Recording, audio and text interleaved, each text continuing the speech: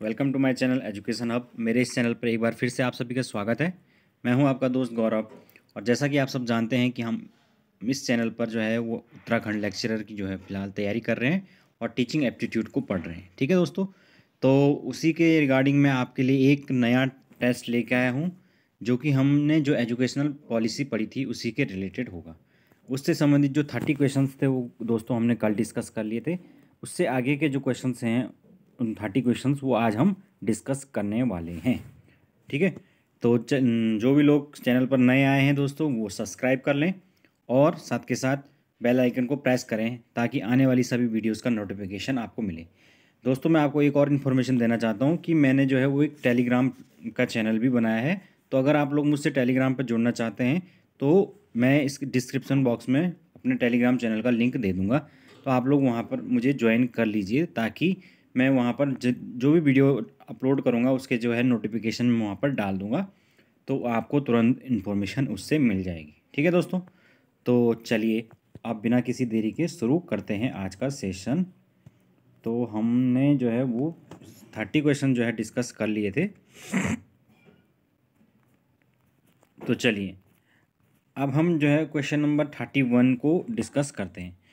Question number 31 है, निम्न में से सभी के लिए शिक्षा के लक्ष्य हैं।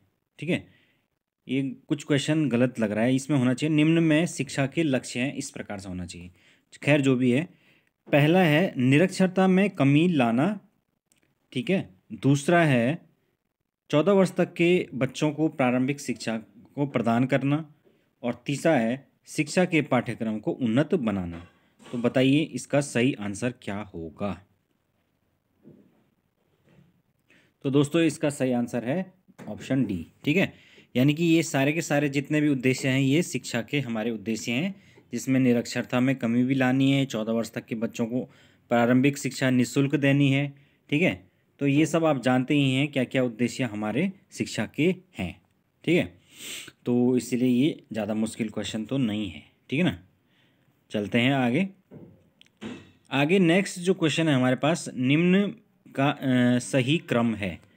तो यहाँ पर कुछ चीज़ें दे रखी हैं, तो इसमें क्वेश्चन में ही कुछ गलती है, क्योंकि यहाँ पर एक तो इनके बारे में ढंग से कुछ बता नहीं रखा है कि किसके मतलब एग्जैक्टली किस चीज़ की बात यहाँ पर हो रखी है। लेकिन जो जो है क्योंकि यहाँ पे केवल संवैधानिक आदेश या इस प्रकार से बता रखा है संवैधानिक आदेश, लेकिन कौन सा आदेश किसके आदेश की बात हो रही है तो उसके बारे में कुछ भी चर्चा नहीं है। तो बहरहाल जो है मैं इसको मान रहा हूँ कि संवैधानिक जो आदेश है, जो इसका आंसर है उसी के अकॉर्डिंग हम लेकर चलेंगे। तो जो संवैधानिक जो आदेश है दोस्तों वो आया था हमारे जिस दिन संविधान लागू हुआ था 1950 में। ठीक है, और उसके बाद जो है राष्ट्रीय शिक्षा नीति आई। तो राष्ट्रीय शिक्षा नीति जो किसकी बात कर रहा होगा, ये जाहिर सी बात है जो नई शिक्षा नीति आई थी उसी की बात कर रहा होगा। तो वो कब आई थी, 1986 में। ठीक है ना, 1986 में आई थी, याद है आप सब लोगों को।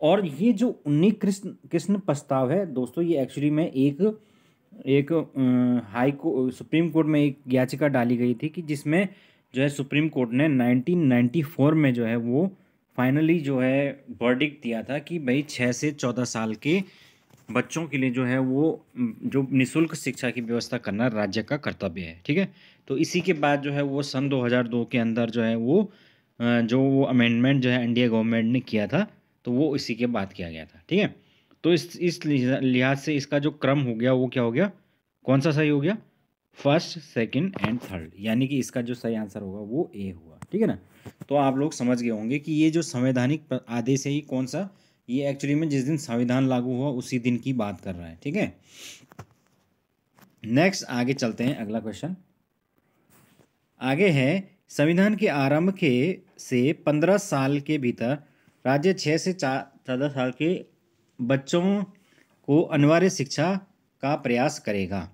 पहला स्टेटमेंट है ये। दूसरा है 14 वर्ष तक के बच्चों को मुफ्त शिक्षा पाने का अधिकार होना चाहिए।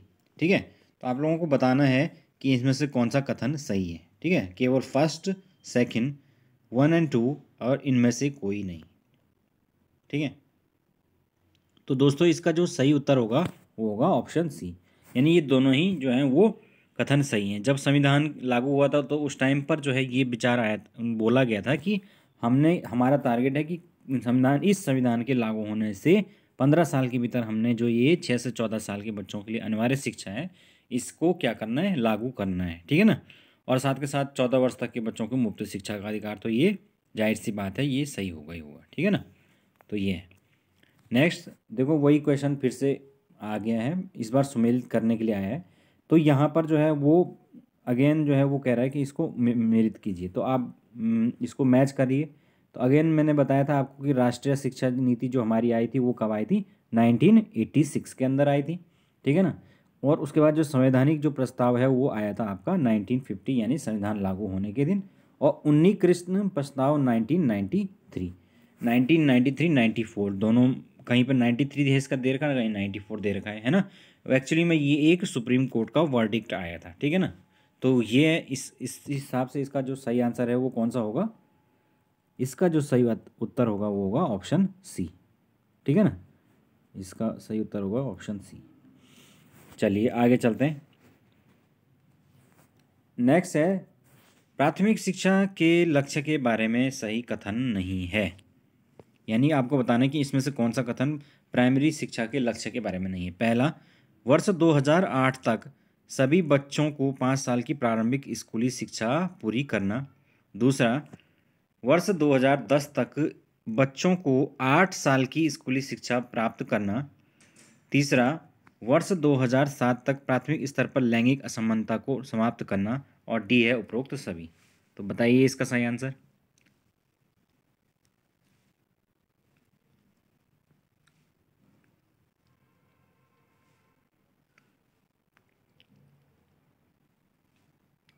क्या होगा इसका सही उत्तर। तो दोस्तों इसमें जो है आप देख सकते हैं कि पहला जो क्वेश्चन स्टेटमेंट दिया हुआ है कि 2008 तक 5 साल की स्कूली शिक्षा जो है वो पूरी करना, तो ये स्टेटमेंट क्या है, गलत है। क्यों? क्योंकि जो है मैंने आपको जब बताया था सर्व शिक्षा अभियान SSA, ठीक है, कब हुआ था, 2000 सन 2000 में, ठीक है ना। तो उस टाइम पर जो है लक्ष्य क्या रखा गया था कि 5 साल यानी 2005 तक जो है वो प्रारंभिक स्कूली शिक्षा को पूरा करना है, न कि 2008 तक, ठीक है ना। तो यहाँ पर 2008 है तो इसका मतलब ये गलत हो जाएगा। बाकी जो दूसरा टारगेट है यहाँ पर कि वर्ष 2008 तक जो है 8 वर्ष की स्कूली शिक्षा पूरी करनी है, 2010 तक सॉरी, क्योंकि 2010 तक उन्होंने जो है वो लक्ष्य रखा था, तो ये बात बिल्कुल ठीक है। 2007 तक जो है वो प्राथमिक स्तर पर लैंगिक असमानता को दूर करना, तो ये बात भी ठीक है कि उन्होंने ये बोला था कि 2007 तक प्राथमिक स्तर पर लैंगिक असमानता को दूर करना है, तथा 2010 तक जो है सभी स्तरों पर जो है लैंगिक असमानता यानी कि जो जेंडर इक्वालिटी है उसको समाप्त करना है। यानी ये दो बाकी के स्टेटमेंट सही हैं, लेकिन जो फर्स्ट स्टेटमेंट है वो गलत है, ठीक है ना। तो चलिए आगे चलते हैं। नेक्स्ट है निम्न कथनों पर विचार कीजिए। वर्ष 2010 तक प्रारंभिक शिक्षा पर सामाजिक अंतराल को समाप्त करना, पहला स्टेटमेंट है। दूसरा है वर्ष 2003 तक शिक्षा गारंटी केंद्र वैकल्पिक स्कूलों में सभी बच्चों का प्रवेश होना, यानी यहाँ पर होना क्या, प्रवेश की बात हो रही है, ठीक है। तो हमें बताना है कौन सा कथन सही है, तो बताइए इसका सही उत्तर। इसका जो सही उत्तर होगा वो होगा ऑप्शन सी, यानी ये दोनों ही चीज़ें सही हैं। जैसे कि मैंने बताया 2010 तक प्रारंभिक शिक्षा का सार्वभौमिकरण करना था, तो सामाजिक अंतराल का मतलब वही हुआ कि जो सोशली जो है वो बैकवर्ड्स लोग हैं या जो महिलाएं हैं उनको किस प्रकार से जो है वो उनके बीच में जो अंतर है उनको समाप्त करके सबको जो है इक्वली जो है वो सार्वभौमिकरण के तहत शिक्षा प्रदान करना। तो 2010 तक ये टारगेट रखा गया था, तो ये सही है। और 2003 तक उन्होंने कहा था कि भाई जहाँ पर स्कूल जो है प्राइमरी स्कूल की व्यवस्था नहीं है, तो जो शिक्षा गारंटी केंद्र थे तो इनमें जो है वो स्कूलों वैकल्पिक जो स्कूल हैं ये इनमें सभी बच्चों का एटलीस्ट प्रवेश करा दिया जाए, ठीक है, 2003 तक, ठीक है। तो ये सब सर्व शिक्षा अभियान के अंतर्गत बोला गया था, ठीक है दोस्तों। तो आपको ये चीज़ याद रखनी है। नेक्स्ट है ऑपरेशन ब्लैक बोर्ड का संबंध है। तो पहला है प्राथमिक शिक्षा से, दूसरा है माध्यमिक शिक्षा से, तीसरा है ए और बी दोनों, और इनमें से कोई नहीं। तो आपको बताना है कोई सही उत्तर बताइए। तो दोस्तों इसका जो सही उत्तर है वो ऑप्शन सी हो जाएगा, ठीक है ना। सॉरी,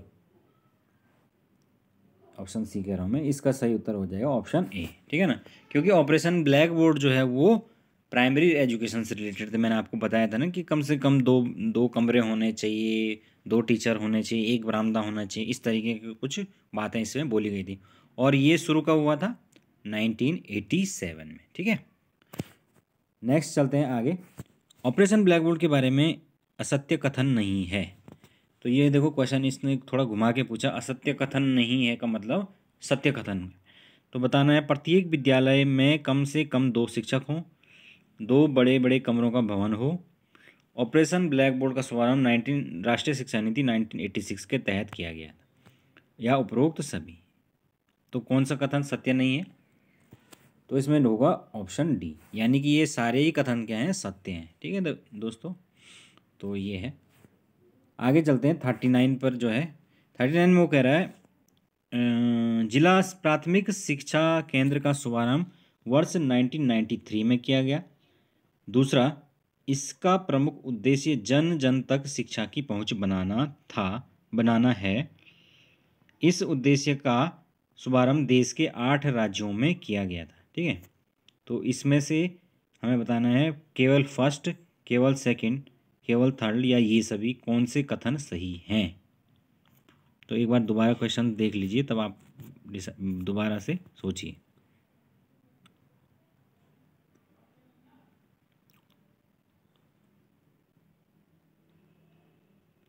तो दोस्तों इसका जो सही उत्तर है वो है बी, केवल 2। यानी कि यहाँ पर जो कह रहा है कि कौन सा कथन सही है, तो इसमें जो है वो केवल दूसरा कथन है वही सही है। बाकी जो जिला प्राथमिक शिक्षा केंद्र का जो शुभारंभ है, यानी कि मैंने आपको बताया था ना डिस्ट्रिक्ट प्राइमरी एजुकेशन प्रोग्राम, तो ये 1995 में शुरू हुआ था। 5 में हुआ था, अभी कंफर्म करके बताऊंगा मैं आपको, ठीक है। तो ये जो DPAP है ये 1993 में शुरू नहीं हुआ था, ये बात याद रखना। तो इसका जो, और ये जो दूसरा कह रहा है कि इस योजना का शुभारंभ देश के 8 राज्यों में किया गया, तो ये जो है इसका जो शुभारंभ है वो देश के 8 राज्यों में नहीं, बल्कि इसका शुभारंभ देश के 7 राज्यों में 42 जिलों के अंदर किया गया था, ठीक है। तो ये इसीलिए गलत हो जाता है। नेक्स्ट उसमें यही क्वेश्चन की बात हो रही है, देखिए। जिला प्राथमिक शिक्षा कार्यक्रम प्रारंभ में कितने राज्यों और जिलों में प्रारंभ किया गया था? तो ऑप्शन है 8 राज्य, 46 जिले, 7 राज्य, 42 जिले, 10 राज्य, 75 जिले, या 18 राज्य, 200 जिले। तो इसका सही जो उत्तर है वो है 7 राज्य, 42 जिले, ठीक है ना। यानी 7 राज्य और 42 जिलों में ये प्रोग्राम शुरू किया गया था, ठीक है।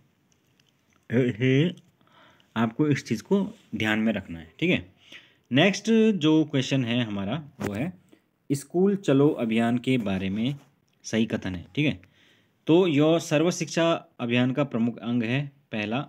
दूसरा, इस अभियान का शुभारंभ वर्ष 1996 में किया गया था। सी, ए और बी दोनों, और डी उपरोक्त में से कोई नहीं। तो आपको बताना है इसका सही उत्तर। तो दोस्तों इसका सही उत्तर है ऑप्शन सी, यानी कि ए और बी दोनों। एक्चुअली में जो सर्व शिक्षा अभियान है वो 1996 में शुरू किया गया था, और जब 2000 में जो है वो सॉरी स्कूल चलो अभियान जो है वो 1996 में शुरू किया गया, और जब सर्व शिक्षा अभियान जो है वो सन 2000 में शुरू किया गया, तो उसके बाद इसको उसी में क्या किया गया, मर्ज कर दिया गया। क्योंकि उस स्कूल चलो अभियान का भी उद्देश्य क्या था? शिक्षा का सार्वभौमिकरण ही था, ठीक है ना। तो इसलिए ये चीज़, ऑप्शन दोनों ही इसमें सही हो जाते हैं। नेक्स्ट है स्कूल चलो अभियान के संबंध में निम्नलिखित कथनों पर विचार कीजिए। पहला, यह कार्यक्रम कक्षा 1 से 8 तक के बच्चों के लिए था। दूसरा, उनके लिए मध्याह्न भोजन व्यवस्था का विस्तार किया गया था। तीसरा, अनुसूचित जाति जनजाति तथा अल्पसंख्यक वर्ग के बच्चों के लिए छात्रवृत्ति की व्यवस्था की गई थी। और चौथा, राजस्थान में सचल विद्यालय की स्थापना की गई थी। तो उपरोक्त में से कौन सा कथन सही आपको बताना है? 1 और 2, 3 और 4, 1, 2, 3, या ऑल ऑफ दीज।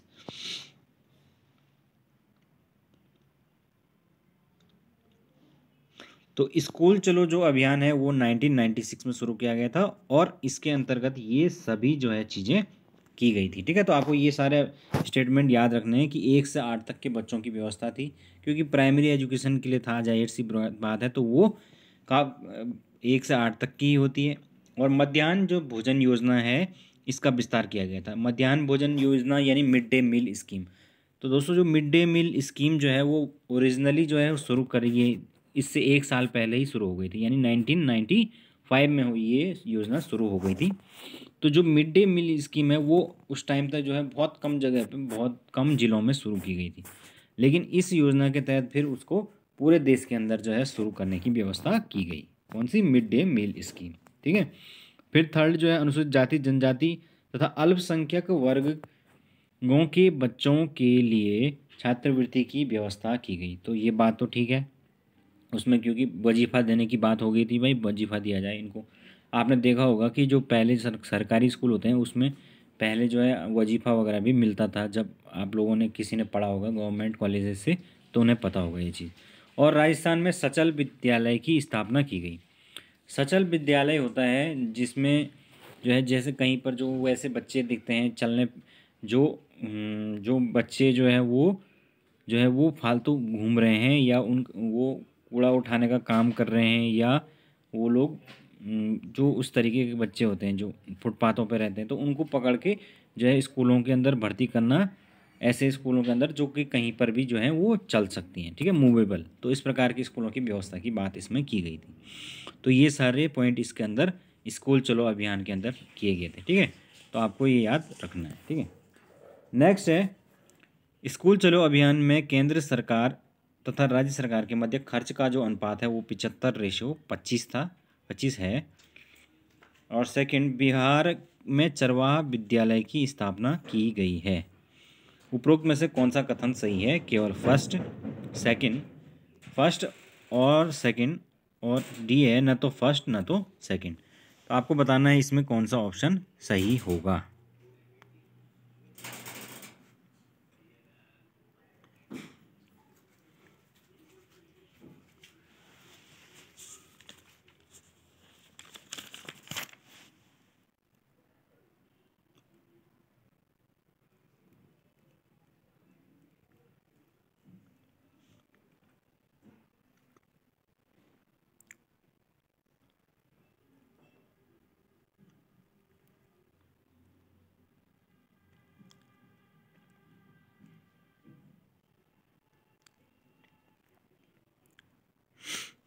तो दोस्तों इसका जो सही उत्तर है 46 का वो है ऑप्शन सी, यानी दोनों ही इसमें सही हैं।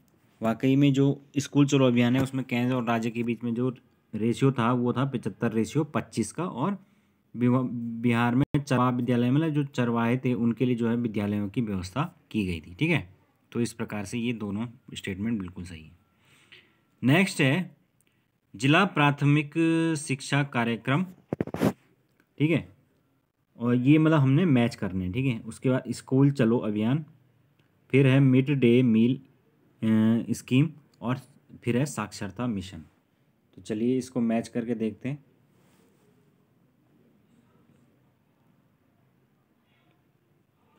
तो सबसे पहले जो है अभी मैंने जो आपको बताया है मिड डे मील, तो मिड डे मील मैंने कब बताया आपको? मिड डे मील जो है वो वर्ष 1995 में शुरू हो गया था। फिर उसके बाद उसके अगले ही साल जो है वो स्कूल चलो अभियान वो है शुरू हुआ। ठीक है, जिला जो प्राथमिक शिक्षा कार्यक्रम यानी डिस्ट्रिक्ट प्राइमरी एजुकेशन प्रोग्राम वो 1993 में शुरू हुआ। और उसके बाद जो साक्षरता राष्ट्रीय साक्षरता मिशन है वो 1988 में ही शुरू हो गया था। तो आप इस हिसाब से इसको मैच करिए। जो फर्स्ट है उसका जो है वो है 4। ठीक है, फर्स्ट का 4 और जो सेकंड है उसका फर्स्ट, यानी कि बी का 1 है, सी का सेकंड है और डी का थर्ड है। तो इसका मतलब ऑप्शन जो फर्स्ट है वो एकदम सही है। ठीक है, तो ये जो इस डेट्स हैं भाई ये आपको याद रखनी है, क्योंकि ये पूछी जा सकती है मैच द फॉलोइंग में कि कौन सी डेट में शुरू हुई थी।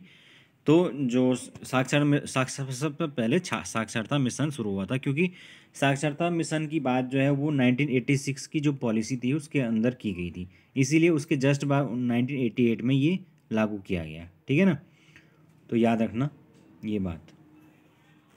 नेक्स्ट है मध्याह्न भोजन योजना है। तो पहला है केंद्र सरकार द्वारा प्रायोजित, दूसरा है राज्य सरकार द्वारा प्रायोजित, तीसरा है केंद्र तथा राज्यों द्वारा प्रायोजित तथा इनमें से कोई नहीं। तो आपको बताना है कि जो मिड डे मील स्कीम है वो किसकी है।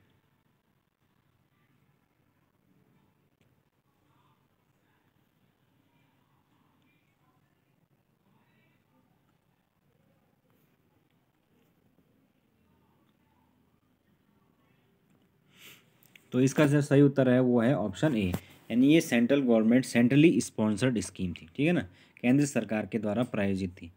तो प्रायोजित का क्या मतलब होता है, जो सेंट्रली स्पॉन्सर्ड स्कीम्स होती हैं उसके अंतर्गत सेंट्रल तथा स्टेट का कुछ ना कुछ क्या होता है, दोनों का अपना अपना हिस्सा होता है, जिसके अंदर कुछ ऐसा पार्ट होता है जिसको जो सेंट्रल गवर्नमेंट देती है जो मैक्सिमम होता है, और जो कुछ भाग है वो राज्य सरकारें उसमें अपना योगदान देती हैं। तो इस प्रकार की जो योजनाएं हैं उनको सेंट्रली स्पॉन्सर्ड योजनाएं कहते हैं, जबकि जो दूसरी प्रकार की योजनाएं होती हैं उनको कहते हैं सेंट्रली फंडेड स्कीम, जिसमें पूरा का पूरा पैसा सेंट्रल गवर्नमेंट देती है, ठीक है।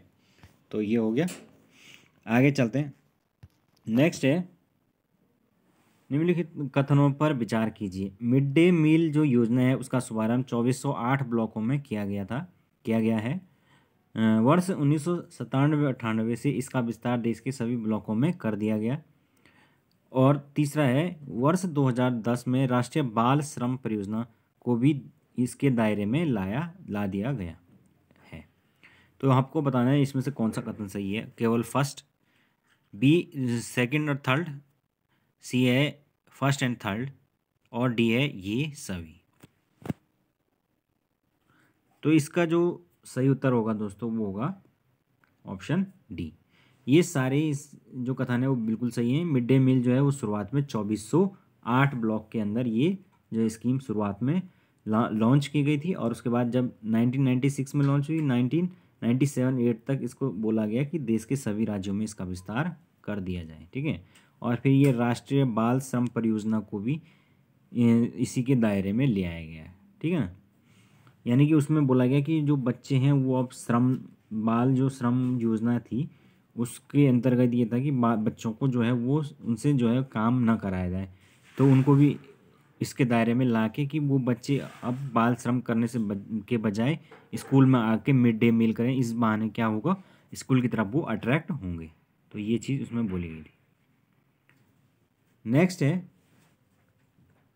क्वेश्चन नंबर नेक्स्ट कथन है मिड डे मील योजना का उद्देश्य बच्चों में पोषण के स्तर को सुधारना था, और कारण है इस योजना का विस्तार कक्षा 1 से 8 तक के बच्चों तक है।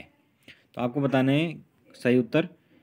पहला, एक ए और आर दोनों सही हैं और आर एक की सही व्याख्या करता है। ए और आर दोनों सही हैं परंतु आर एक की सही व्याख्या नहीं है। ए सही है किंतु आर गलत है, और डी एक गलत है किंतु आर सही है, ठीक है। तो आपको बताना है इसका सही उत्तर।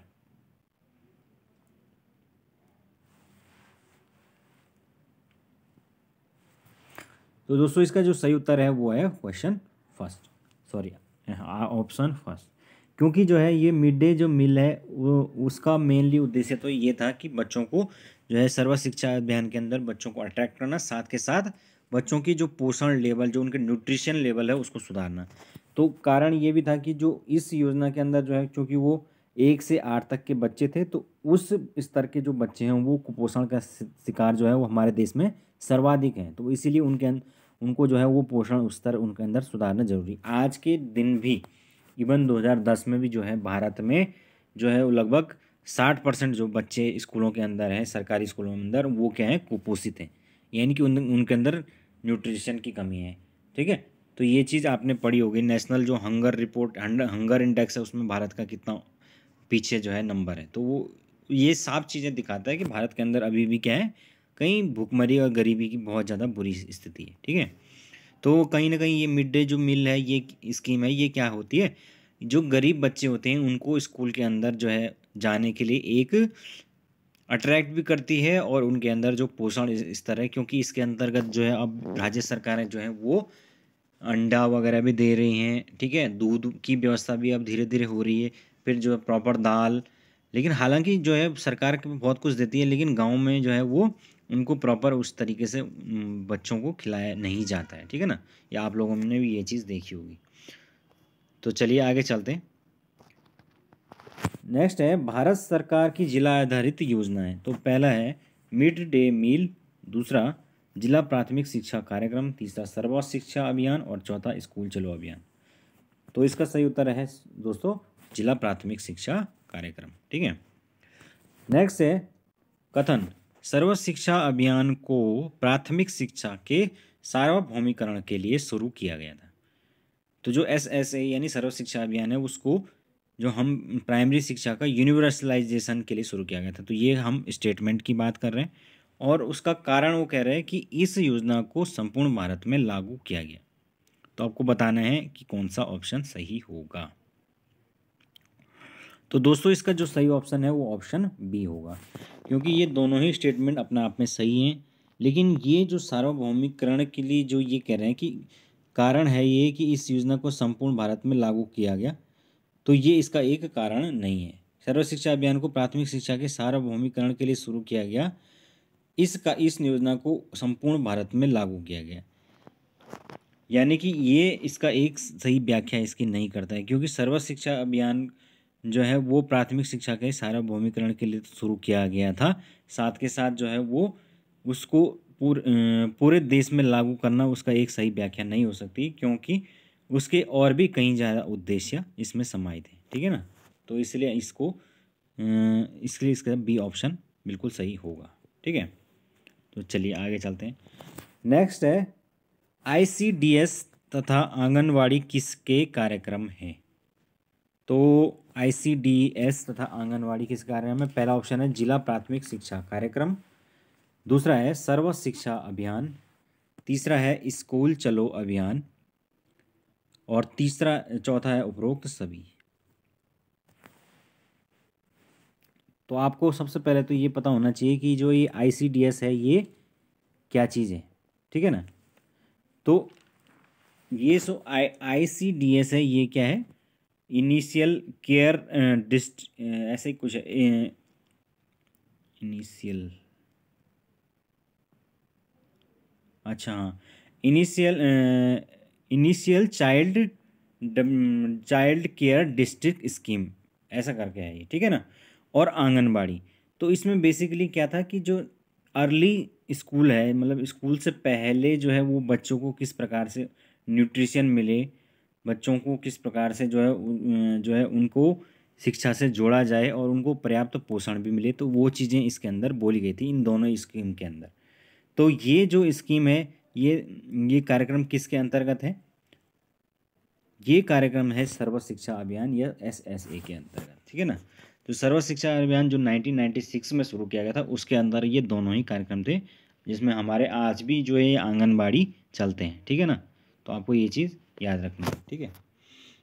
नेक्स्ट है निम्न में से सर्व शिक्षा अभियान का उद्देश्य है। तो पहला है बैक टू स्कूल में बच्चों को लाना, दूसरा है वर्ष 2010 तक सभी बच्चों को विद्यालय में बनाए रखना। तो ये तो अभी हमने डिस्कस ऑलरेडी कर लिया है, तो आप लोगों को इसको आता ही होगा इसका जवाब। तो इसका ऑप्शन सी जो है वो राइट आंसर है, क्योंकि एक तो बच्चे जिन्होंने स्कूल छोड़ दिया था उनको भी स्कूल में लाना था, ठीक है ना। चाहे वो जो शिक्षा गारंटी केंद्र है उनके अंतर्गत लाया जाए या उनको प्राथमिक विद्यालयों में भर्ती किया जाए, या जो है प्रौढ़ शिक्षा के अंदर भी इसमें बात की गई थी। और दूसरा जो है 2010 तक एटलीस्ट जो है वो बच्चों को स्कूल में बनाए रखना, तो ये इसका उद्देश्य था, ठीक है। चलते हैं आगे। नेक्स्ट है सर्व शिक्षा अभियान के तहत निम्न में से कौन सा कार्य नहीं है, ठीक है, SSA।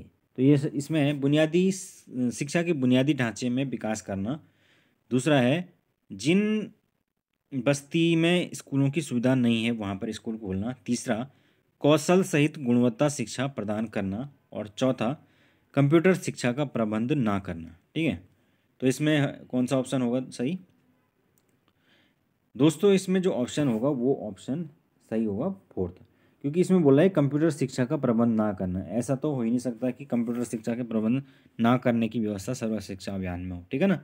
तो इसमें जो है वो कंप्यूटर शिक्षा को करने की व्यवस्था की गई थी, ठीक है। तो इसलिए इस ऑप्शन डी सही है। ठीक है, नेक्स्ट जो है वो क्वेश्चन है, निम्न में से सर्व शिक्षा अभियान के घटक हैं।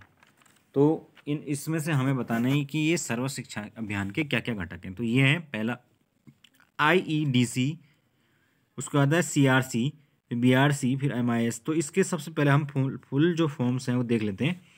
जो IEDC है इसका मतलब होता है integrated education for disabled child. ठीक है ना, यानी कि जो दिव्यांग बच्चे हैं उनके लिए किस प्रकार से समावेशी शिक्षा को लागू किया जाए। दूसरा है CRC यानी कि क्लस्टर रिसोर्स सेंटर, यानी जहाँ से क्लस्टर में काम होता है। फिर दूसरा है BRC यानी ब्लॉक रिसोर्स सेंटर, यानी ब्लॉक्स जहाँ से ब्लॉक में स्रोत होगा, रिसोर्स होगा। और चौथा है MIS का मतलब होता है मैनेजमेंट इंफॉर्मेशन सिस्टम। तो ये जो चारों ही चीज़ें थी दोस्तों, ये आपका सर्व शिक्षा अभियान के अंतर्गत शामिल थी। ठीक है, यानी ये इन चारों चीज़ों की बात सर्व शिक्षा अभियान के अंदर की गई थी, इसीलिए जो 56 है उसका जो राइट आंसर होगा वो ये सभी होगा। ठीक है, यानी आपको ये इनके फुल फॉर्म याद रखने, क्या पता कभी पूछ ली जाए। ठीक है ना, क्योंकि ये सर्व शिक्षा अभियान के घटक हैं इसीलिए। नेक्स्ट है पूर्वोत्तर राज्यों के लिए सर्व शिक्षा अभियान में केंद्र तथा राज्यों के खर्च की भागीदारी। तो पहला है 60, 65, 35, 90, 10, 75, 25 या 60, 40। तो याद रखना हमेशा जब भी पूर्वोत्तर या नॉर्थ ईस्ट के राज्यों की बात आएगी तो हमेशा क्या है, कोई भी स्कीम होती है उसमें 90-10 का ही अनुपात होते हैं। पूर्वोत्तर के जो राज्य हैं जो हमारे 7 सिस्टर्स के नाम से जाने जाते हैं, और हमारे जो 2 हिमालयी राज्य उत्तराखंड और हिमाचल, तो इनमें हमेशा जो है वो जो भागीदारी है वो बाकी के स्टेट से कम होती है, क्योंकि ये स्पेशल कैटेगरी के राज्य हैं। ठीक है ना, तो आप लोगों को ये चीज़ भी पता होनी चाहिए। नेक्स्ट चलते हैं आगे, क्वेश्चन नंबर 58। क्वेश्चन नंबर 58 में कह रहा है कि निम्नलिखित में से सही सुमेलित नहीं है, हमें बताना है कि इसमें से कौन सा सुमेलित नहीं है। पहला, राष्ट्रीय शिक्षा साक्षरता मिशन 1987, जिला प्राथमिक शिक्षा कार्यक्रम 1993, राष्ट्रीय शिक्षा नीति 1986 और स्कूल चलो अभियान 1996। ठीक है, तो इसमें जो सही उत्तर है वो है ऑप्शन फर्स्ट। ठीक है, तो मैंने बताया था आपको अभी ऊपर कि जो राष्ट्रीय साक्षरता मिशन है वो 1988 के अंदर शुरू किया गया था। 88, हाँ 86 की पॉलिसी के बाद 1988 में ये शुरू किया है। बाकी ये भी बिल्कुल सही है, बाकी के जो DPEP है वो 1993 में, नेशनल पॉलिसी जो है 86 में आई थी, और स्कूल चलो अभियान 1996 में आया था। ठीक है, तो ये बिल्कुल ठीक है। नेक्स्ट है MLL के अंतर्गत शामिल है। तो सबसे पहले तो हमें पता होना चाहिए कि MLL क्या है। तो ये MLL का मतलब होता है मिनिमम लेवल ऑफ लर्निंग। ठीक है ना, तो इसके अंतर्गत क्या है, पहला है क्षमता आधारित अध्यापन, दूसरा है पाठ्य पुस्तकों की समीक्षा, तीसरा है प्रशिक्षण और पर्यवेक्षण, और चौथा है ये सभी। ठीक है, तो दोस्तों इसका जो उत्तर होगा वो ऑब्वियस सी बात है, क्या होगा, ये सभी, क्योंकि ये सारे ही कार्यक्रम जो है वो इस मिनिमम लर्निंग के अंतर्गत शामिल थे। ठीक है, नेक्स्ट आगे चलते हैं हम। नेक्स्ट है शिक्षा नीति क्रियान्वयन कार्यक्रम के बारे में सही कथन है। शिक्षा नीति क्रियान्वयन कार्यक्रम के बारे में सही कथन है। पहला है सार्वभौमिक शिक्षा के संबंध में नीति का निर्माण किया जाए। दूसरा, माध्यमिक जो विद्यालयों में सुधार किया जाए। तीसरा, प्रत्येक जिले में 2 नवोदय विद्यालय स्थापित किए जाएं। और चौथा, सभी बच्चों को अनौपचारिक शिक्षा दी जाए। तो बताइए इसका सही आंसर क्या होगा। तो जो शिक्षा नीति क्रियान्वयन कार्यक्रम है उसमें उसके बारे में सही कथन है ऑप्शन फर्स्ट, यानी कि सार्वभौमिक शिक्षा के संबंध में नीति का निर्माण किया जाए। जो शिक्षा नीति क्रियान्वयन कार्यक्रम था उसमें ये बोला गया कि शिक्षा के सार्वभौमिकरण यानी यूनिवर्सलाइजेशन के लिए कोई पॉलिसी या नीति जो है वो बनाई जाए। ठीक है, तो ये है सही ऑप्शन फर्स्ट। नेक्स्ट है निम्न में सही सुमेलित है। पहला है नवोदय विद्यालय क्रियान्वयन कार्यक्रम वर्ष 1986। दूसरा है पुनर्रक्षित कार्य का MLL, पुनरीक्षित कार्य योजना जो अभी हम बात कर रहे थे, मिनिमम लेवल ऑफ लर्निंग। तीसरा है छात्रों के अधिगम स्तर को आगे बढ़ाना NFE। ठीक है, और चौथा है नए स्कूल खोलना। ठीक है, तो इसका जो सही उत्तर है दोस्तों वो होगा ऑप्शन फर्स्ट, यानी कि नवोदय विद्यालय क्रियान्वयन कार्यक्रम 1986। जैसे कि मैंने आपको बताया था कि जो 1986 की पॉलिसी है उसके अंतर्गत नवोदय विद्यालय के क्रियान्वयन का कार्यक्रम था। ठीक है, तो ये इसमें सही है, बाकी के सारे ऑप्शन गलत हैं। आगे चलते हैं। प्राथमिक शिक्षा के सार्वभौमिकरण में आने वाली बाधाएं हैं, यानी कि यूनिवर्सलाइजेशन ऑफ प्राइमरी एजुकेशन, इसमें क्या क्या बाधाएं हैं। तो पहला, प्रांतीय असमानता, यानी कि प्रांतों में अलग अलग जो है असमानताएं हैं। दूसरा, छात्रों की प्रवेश समस्याएं। तीसरा, सामाजिक उदासीनता। और चौथा है निर्धनता। तो हमें बताना है कि कौन सी इसमें समस्याएं हैं। तो दोस्तों इसका जो सही उत्तर होगा वो होगा ये सभी, यानी कि ये सारी की सारी चीज़ें जो हैं वो कहीं ना कहीं उसमें एक रोड़ा लगती हैं सार्वजनिकरण में। ठीक है ना, क्योंकि जब अलग अलग जो कहीं पर तो बहुत ज़्यादा जो है फैसिलिटीज़ हैं, कहीं पर नहीं है, तो उस हिसाब से प्रांतीय असमानताएँ। दूसरा जो है वो कई जो बच्चे हैं वो स्कूलों में प्रवेश लेना ही नहीं चाहते हैं, उनके घर की समस्या है, कई प्रकार की है। फिर समाज में भी कई जो वर्ग हैं वो उदासीन हैं, प्राइमरी शिक्षा या वो नहीं चाहते हैं इसकी शिक्षा ली जाए। और चौथा, निर्धनता यानी गरीबी। ठीक है, तो ये चारों ही फैक्टर कहीं ना कहीं एक रिस्पॉन्सिबल होते हैं। नेक्स्ट है, निम्न में से छात्रों के प्रवेश की समस्या से संबंधित है। तो पहला, समाज विद्यालयों की दूरी। दूसरा, सामाजिक कुरीतियाँ। तीसरा, अभिभावकों के प्रति कि में शिक्षा के प्रति उदासीनता, या उपरोक्त सभी। ठीक है, तो इसका भी जो उत्तर होगा दोस्तों वो होगा उपरोक्त सभी। ठीक है, नेक्स्ट है, असमानता को दूर करने के लिए निम्न में से सुझाव हैं। अगर हमें असमानता दूर करनी है तो क्या किया जाए। लड़कियों के लिए निःशुल्क शिक्षा की व्यवस्था की जाए। पिछड़े राज्यों को आर्थिक सहायता दी जाए। तीसरा, जनजातीय क्षेत्रों में शिक्षकों को प्रशिक्षित करके नियुक्त किया जाए। और उपरोक्त सभी। तो इसका भी जो उत्तर होगा वो होगा उपरोक्त सभी, यानी ये सारे ही उपाय करके हम क्या कर सकते हैं, जो है वो इनइक्वालिटी को दूर कर सकते हैं। नेक्स्ट है, निम्न में शिक्षा के व्यावसायीकरण का गुण है। शिक्षा के व्यावसायीकरण का गुण कौन सा है। पहला है श्रम का महत्व, यानी श्रम को इम्पोर्टेंस देना।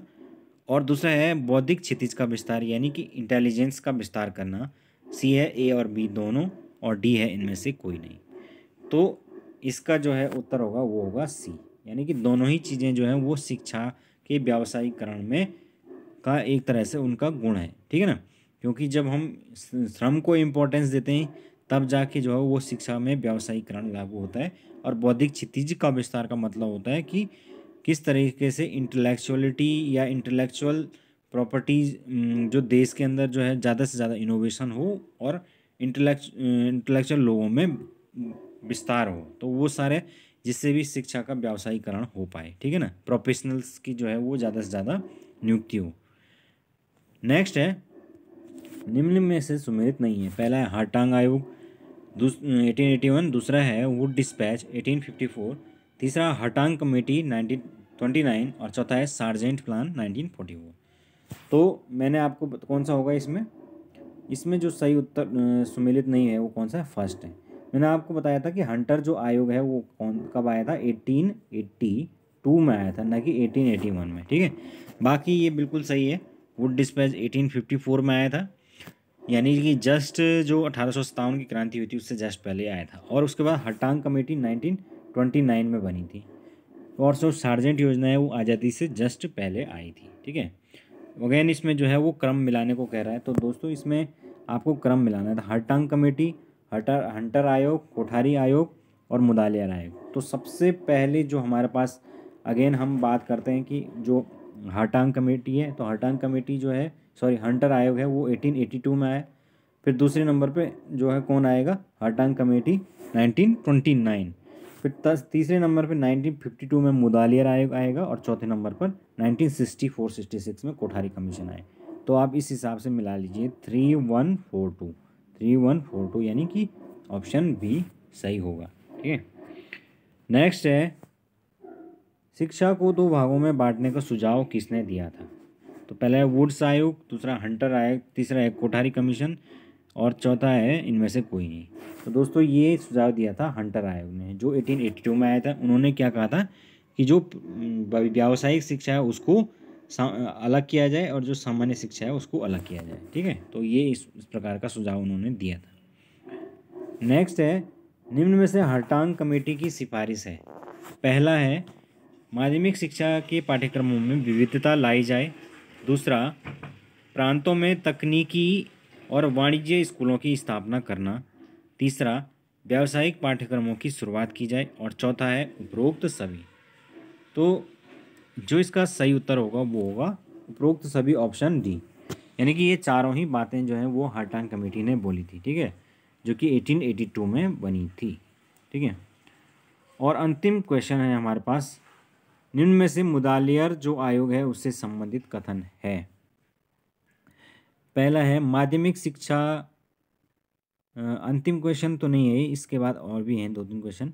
निम्न में से मुदालियर जो आयोग है उससे संबंधित क्वेश्चन हम बताना है कि मुदालियर आयोग ने क्या क्या कथन बोले थे। पहला, माध्यमिक शिक्षा के ढांचे को पुनर्गठित करना। दूसरा, स्नातक के द्विवर्षीय पाठ्यक्रम को त्रिवर्षीय किया जाए। और तीसरा, पाठ्यचर्या में विविधता यानी करिकुलम में डाइवर्सिटी लाई जाए। तो हमें बताना है कि कौन सा इसमें सही हुआ।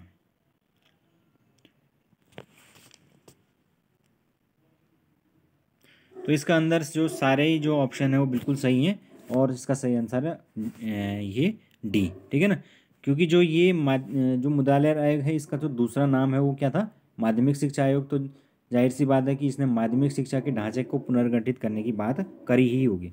और जो मैं त्रिवर्षीय पाठ्यक्रम को लागू करने की बात ये मैं आपको बताई थी। और जो पाठ्यचर्या में विविधता यानी डाइवर्सिटी लाई जाए, तो ये लगभग सारी कमेटियाँ इसको रिकमेंड करती ही हैं। ठीक है, नेक्स्ट है, जो हमें बताना है कि निम्न में से कोठारी जो आयोग है उसकी सिफारिश है। यानी अगेन हमें कोठारी कमीशन 1964-66 से रिलेटेड पूछा गया है। तो पहला है, पूरे देश में शिक्षा की एक समान संरचना लागू हो। दूसरा, सामान्य शिक्षा वाले 10 वर्षों में कार्य अनुभव पर बल देना। और तीसरा, 10+2 के 50% छात्रों को व्यावसायिक शिक्षा दी। तो हमें बताना है इसमें सही उत्तर कौन सा होगा।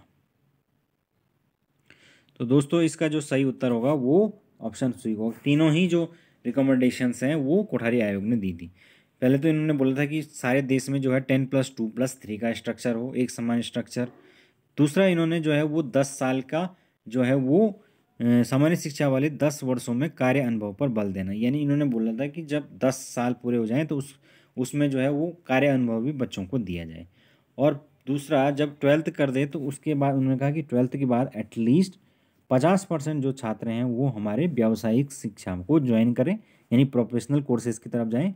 और 50% जो बाकी के छात्र हैं वो सामान्य डिग्री की तरफ जाएं, यानी ठीक है, यानी वो ग्रेजुएशन, पोस्ट ग्रेजुएशन और रिसर्च के क्षेत्र में जाएं।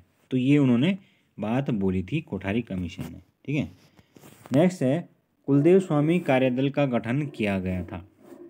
तो इसका ऑप्शन ए है वर्ष 1980, दूसरा है वर्ष 1982, वर्ष 1985 और वर्ष 1987। तो इसका जो सही उत्तर है वो होगा 1985 में जो है ये कुलदेव स्वामी कार्यदल का गठन किया गया था। ठीक है, नेक्स्ट है, कार्यदल वर्ष 1985 के अनुसार वाणिज्यिक पाठ्यक्रमों के वर्गीकरण, उन्होंने मतलब जो ये कार्यदल बना था इन्होंने वाणिज्यिक पाठ्यक्रम यानी जो व्यावसायिक पाठ्यक्रम था उसका किस प्रकार से वर्गीकरण किया था। तो पहला है इसमें कृषि पाठ्यक्रम, दूसरा है वाणिज्य पाठ्यक्रम और तीसरा गृह विज्ञान और चौथा डी। तो दोस्तों इसका ऑप्शन होगा डी, बिल्कुल सही होगा, क्योंकि ये अलग अलग प्रकार के जो पाठ्यक्रम है उनको जो वर्गीकरण है वो इसी कार्यदल की बात किया गया है कि जो एग्रीकल्चर वाले हैं उनके लिए अलग करा जाए, जो कॉमर्स वाले हैं उनके लिए अलग किया जाए और होम साइंस वालों के लिए अलग पाठ्यक्रम तैयार किया जाए। ठीक है, तो ये है। नेक्स्ट है, व्यावसायिक शिक्षा किस स्तर पर छात्रों को प्रदान की जाएगी। तो पहला है कक्षा 10 के छात्रों को और दूसरा है निर्विद्यालयी छात्रों को। तो इसमें दोस्तों इसमें क्लियरली नहीं बताया गया है क्वेश्चन के अंदर कि व्यावसायिक शिक्षा किस स्तर पर प्रदान की जाएगी, यानी कौन सी पॉलिसी के अंदर बात हो रही है, ये इसमें क्लियर नहीं है। ठीक है, तो इसका जो सही उत्तर है वो है ऑप्शन सी, यानी कि दोनों ही ऑप्शन इसमें सही हैं, लेकिन इसमें क्लियरली क्वेश्चन जो है वो थोड़ा सा वेग है। ठीक है, नेक्स्ट है निम्न का सही क्रम है। पहला मुदालेर आयोग, दूसरा कार्यदल समिति, तीसरा सार्जेंट प्लान और चौथा कोठारी आयोग। ठीक है, तो अभी हमने जो है वो कार्यदल समिति जो है यहाँ पर डिस्कस की है। तो 1985 के अंदर है कार्यदल समिति। दूसरा जो है मैंने आपको कई बार बता चुका हूँ, मुदालेर जो आयोग है 1952 में आया था। उसके बाद सार्जेंट योजना 1944 के अंदर और कोठारी आयोग 1964-66। तो उस हिसाब से जो है फर्स्ट पर कौन होगा, जो है सार्जेंट प्लान जो है वो फर्स्ट पर होगा। ठीक है, तो इसका जो सही उत्तर है वो होगा दोस्तों फर्स्ट, यानी कि पहले पे जो है सार्जेंट योजना होगी, दूसरे पर मुदालेर आयोग 52 में, फिर तीसरे पर जो है कोठारी कमीशन होगा और चौथे पर कार्यदल समिति। ठीक है, तो इस प्रकार से ये जो है आज की जो है हमने लगभग कितने क्वेश्चन किए, 45 क्वेश्चन के आसपास हमने आज डिस्कस किए आज की वीडियो के अंदर। ठीक है, तो मुझे पूरी उम्मीद है कि आप लोगों को काफ़ी नई चीज़ें जानने को मिली होंगी और अपने आप को टेस्ट करने का भी जो है वो मौका मिला होगा। ठीक है, तो आप इसी तरीके से मेरे साथ बने रहिए और मिलते हैं जल्दी नेक्स्ट वीडियो के अंदर। तो तब तक के लिए goodbye, good night, thanks.